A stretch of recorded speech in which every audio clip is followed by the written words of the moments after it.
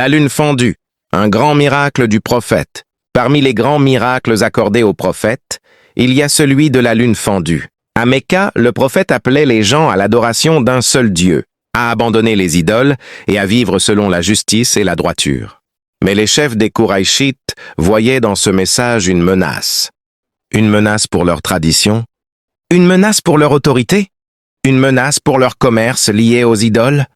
Au lieu d'écouter avec sincérité, ils cherchaient à mettre le prophète à l'épreuve. Ils demandèrent des miracles non pas pour croire, mais pour défier. Ils dirent en substance, « Si tu es vraiment le messager d'Allah, montre-nous un signe clair. » Leur demande n'était pas celle d'un cœur humble cherchant la vérité. C'était un défi rempli d'orgueil et de provocation. Ils avaient déjà entendu le Coran, vu son caractère noble, observé son honnêteté, mais leur refus venait de l'intérieur, de la fierté et du rejet. Alors Allah révéla. L'heure approche et la lune s'est fendue. Coran 54:1. Ce verset liait deux réalités. Un miracle visible dans le ciel, un rappel que le jour du jugement approche. Ce n'était pas seulement une réponse à un défi. C'était un avertissement solennel, le temps passe, la vérité est claire et chacun sera responsable de son choix. Ce ne fut pas un événement secret, ni une vision réservée à quelques personnes.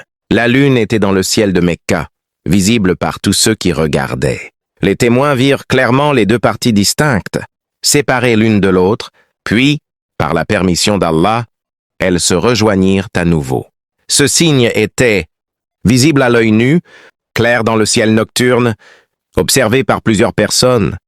Ce n'était pas une parole ni un récit lointain. C'était un événement cosmique. Pourtant, malgré l'évidence, certains dirent « C'est une magie persistante ». Ils préférèrent accuser le prophète de sorcellerie plutôt que d'accepter la vérité. Les grandes leçons, à la puissance d'Allah sur l'univers, la lune, astre immense suspendu dans le ciel, obéit à l'ordre d'Allah. Celui qui contrôle les cieux contrôle aussi nos vies. La foi ne dépend pas seulement des miracles. Les miracles peuvent renforcer la foi, mais ils ne créent pas la foi dans un cœur fermé. Un rappel de l'heure. Le verset commence par « L'heure approche ». Ce miracle est aussi un avertissement. Le jour du jugement est une réalité proche et certaine. Réflexion profonde.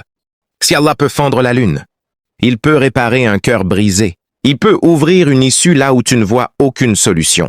Il peut transformer la nuit la plus sombre en lumière. Place ta confiance en lui. Le miracle de la grotte de Taor, un moment de foi et de protection divine. Lorsque le prophète quitta Mecca pour l'Hégire, les Qurayshites lancèrent une grande poursuite. Une récompense importante fut promise à celui qui les capturerait. Le prophète se réfugia alors avec son compagnon fidèle, Abu Bakr, dans la grotte de Taor, située au sud de la Mecque. Ils y restèrent 3 jours. Un moment de grand danger. Les poursuivants arrivèrent jusqu'à l'entrée de la grotte. Abu Bakr, qu'Allah l'agrée, dit « Ô messager d'Allah, s'ils regardent sous leurs pieds, ils nous verront. » La situation était extrêmement critique. Il ne s'agissait plus seulement de persécution, mais d'un danger de mort. Mais le prophète, calme et confiant, répondit avec une certitude totale. « Ne t'attriste pas, Allah est avec nous. » Coran 9:4. Cette phrase est devenue un symbole éternel de confiance en Allah. Le miracle rapporté par les récits traditionnels, selon les récits transmis par les savants. Une toile d'araignée fut tissée à l'entrée de la grotte, un nid d'oiseaux avec des œufs s'y trouvait. En voyant cela, les ennemis dirent « S'ils étaient entrés ici, la toile serait déchirée et le nid détruit. » Ils pensèrent donc que personne n'avait pu entrer récemment. Et ils repartirent. Ainsi, Allah protégea son messager d'une manière inattendue, à travers des créatures faibles. Les grandes leçons de cet événement. La confiance absolue en Allah, tawakkul, même dans le danger extrême, le prophète ne paniqua pas. Il nous enseigne que la vraie sécurité ne vient pas des moyens matériels, mais de la confiance en Allah. Et d'Allah protège ses serviteurs sincères. Quand une personne agit pour Allah, Allah devient son protecteur. La faiblesse peut devenir une force, une simple araignée, un petit oiseau.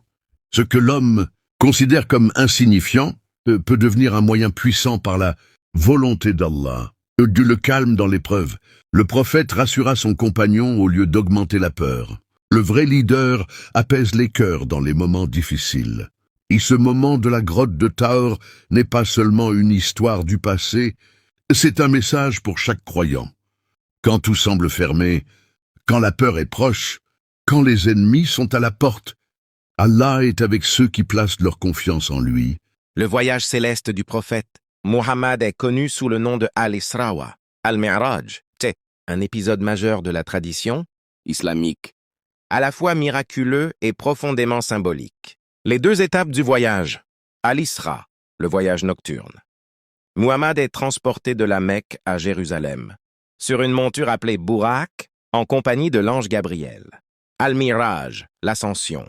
De Jérusalem, il monte vers les cieux, traversant différents niveaux célestes où il rencontre plusieurs prophètes, Adam, Jésus, Moïse, Abraham, etc. Au sommet, il est introduit dans la présence divine. Signification spirituelle. Ce voyage est considéré comme une manifestation de la puissance divine et de la dignité du prophète. Il marque un moment fondateur. C'est lors de cette ascension que l'obligation des 5 prières quotidiennes a été instituée. L'événement est commémoré chaque année par les musulmans lors de la nuit de l'Ascension, Laylat al-Miraj, au 27e jour du mois de Rajab. Dimension symbolique. L'Isra représente le lien entre les lieux saints, la Mecque et Jérusalem. Le mirage illustre l'élévation spirituelle et la proximité avec Dieu. Ensemble, ils rappellent que la prière est le moyen par lequel les croyants s'élèvent spirituellement